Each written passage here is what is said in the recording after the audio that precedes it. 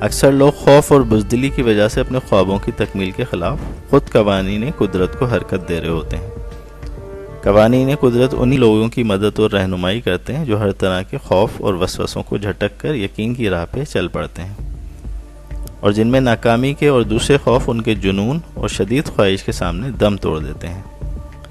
بقول شاعر، جو یقین کی راہ پہ چل پڑے انہیں منزلوں نے پناہ دی، جنہیں وسوسوں نے ڈرا دیا وہ قدم قدم پر بہک گئے۔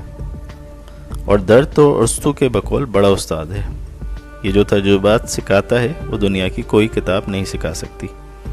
لہذا مقاصد کی راہ پہ ملنے والے درد اور تکلیفیں انسان کو رب کے قریب لے جاتی ہیں، اس کی پہچان کرواتی ہیں۔ انسان اپنے مقاصد کی تکمیل کرتے ہوئے رب تک پہنچ جاتا ہے، کیونکہ اس کی خواہش، خواب یا چاہت سب رب کی طرف سے ہی ہوتی ہے، جیسے کہ قرآن فرماتا ہے وَمَا تَشَاءُونَ إِلَّا أَن يَشَاءَ اللَّهُ رَبُّ العالمین۔